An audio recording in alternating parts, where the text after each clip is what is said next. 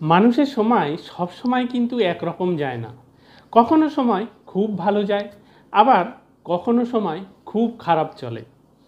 আপনি চাকরি করুন বা আপনি ব্যবসা করুন, আপনি যেটাই করুন না কেন, কখনো দেখবেন ব্যবসা খুব ভালো চলছে, আবার কখনো সময় এরকম খারাপ যায় যখন মনে হয় যে দুনিয়ার সব দরজা যেন বন্ধ হয়ে গেছে, টাকার দরকার হয়ে পড়ে, আর কোথাও থেকে সেই টাকা জোগাড়ও হয় না। এইরকম একটা পরিস্থিতির মধ্যে দিয়ে যখন আপনি যাবেন, তখন সবার আগে যে কথাটা আপনাকে বলবো সেটা হচ্ছে একদমই ঘাবড়াবেন না। কারণ একটা কথা জানবেন যে এই পৃথিবীতে এমন কোনো মানুষ নেই যার সময় সারা জীবন খারাপ চলে, আবার এই পৃথিবীতে এরকমও কোনো মানুষ নেই যার সময় কিন্তু সারা জীবন ভালো চলে। সময় খারাপ এবং ভালো সেটা কিন্তু পরিবর্তনশীল। সুখানি চ দুঃখানি চ চক্রবৎ পরিবর্তন্তে, এই যে কথাটা, এইটা কথাটাকে মাথার ভিতর একদম ঢুকিয়ে নেবেন।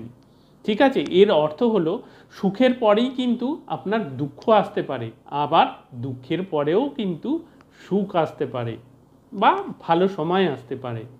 যাই হোক, এই রকম যখন সময় যাবে তখন সবার আগে আপনার যে কাজটা করা প্রয়োজন সেটা হচ্ছে একজন সৎ অ্যাস্ট্রোলজারের সঙ্গে অবশ্যই পরামর্শ করবেন।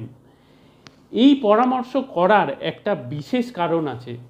সেই কারণটা হচ্ছে আমাদের জীবনটা কিন্তু গ্রহ এবং নক্ষত্র দ্বারা সম্পূর্ণরূপে পরিচালিত হয়।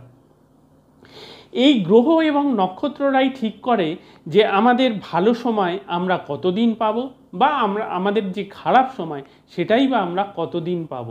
এবার মনে করুন আপনার সময় খারাপ চলছে, সেটা যদি আপনি জেনে যান যে আমার এতদিন সময়টা খারাপ চলবে, তাহলে খুব স্বাভাবিকভাবেই সেই অনুযায়ী আপনি তার ব্যবস্থা গ্রহণ করতে পারবেন। আপনার কি পদক্ষেপ হওয়া উচিত সেটা আপনি বুঝতে পারবেন, আপনার কাছে একদম পরিষ্কার হবে এবং আপনি সেই অনুযায়ী পদক্ষেপ নিতে পারবেন। আর একটা কথা সেটা হচ্ছে, যেটা মনে রাখবেন সেটা হচ্ছে ডাক্তারেরও কিন্তু রোগ হয়। এটা কখনোই মনে করবেন না যে পৃথিবীতে আপনিই একা যার সময় খারাপ চলছে। সময় আমারও খারাপ যায়, অনেক সময়ই যায়, আবার সময় কিন্তু ভালোও যায়, খুবই ভালো যায়, অনেক সময়ই যায়। এই যে পরিস্থিতি, এই পরিস্থিতির জন্য আপনাদের আজকে একটা খুব সুন্দর উপায় আমি বলে দেব, আপনারা সেটা অবশ্যই করবেন। তার আগে ছোট্ট একটা কথা, সেটা হচ্ছে চ্যানেলটি সাবস্ক্রাইব করে অবশ্যই বেল আইকন টিপে দেবেন, এবং ভিডিওটা যদি এতটুকু ভালো লাগে তাহলে অবশ্যই প্রচুর পরিমাণে লাইক করবেন, আর প্রচুর পরিমাণে নিঃস্বার্থে শেয়ার করবেন, যাতে আরও প্রচুর মানুষ জানতে পারে। আর আপনারা সরাসরি যদি আমার সাথে এসে চেম্বারে যোগাযোগ করতে চান, তাহলে নিচে দেওয়া নাম্বারে ফোন করে চলে আসবেন। যেটা আপনাদের করতে হবে সেটা হচ্ছে আপনারা 6টা লাল গোলাপ নেবেন, আর এই গোলাপের যদি ডান্ডিগুলো দেখেন যে খুব বড় বড় আছে, তাহলে কেটে এই 1 আঙ্গুল সমান করে নেবেন, কোনো অসুবিধা নেই। যেটা সবথেকে বেশি খেয়াল রাখবেন, সেই ডান্ডির মধ্যে যেন কোনো রকম কোনো কাটা না থাকে, যদি থাকে সেটা চেঁচে ফেলে দেবেন। এবার যেটা আপনাকে করতে হবে, এই গোলাপগুলোকে নিয়ে আপনি একটা স্তবক বানাবেন, মানে একটা বাঞ্চ বানাবেন। ঠিক আছে, আপনাকে কিন্তু একটা বুকে বানাতে হবে না, সেই সাজসজ্জা করে বুকে বানানোর প্রয়োজন নেই। জাস্ট এই যে রুপোলি রাংতা হয়, সেই রাংতা দিয়ে মুড়ে একটা স্তবক বানিয়ে নেবেন। এবার সেই যে গোলাপের গুচ্ছটা আপনি বানিয়েছেন, সেই গুচ্ছটাকে নিয়ে আপনি সন্ধ্যাবেলায় ঠিক 6টা 6:30 এরম সময় যে কোনো হনুমান মন্দিরে চলে যাবেন, আর একটু খোঁজ নিয়ে দেখবেন যদি সেই হনুমান মন্দিরে হনুমানজিকে সিঁদুর দিয়ে অভিষেক করা হয়, তাহলে প্রচণ্ড ভালো, ভীষণ ভালো কাজ হবে।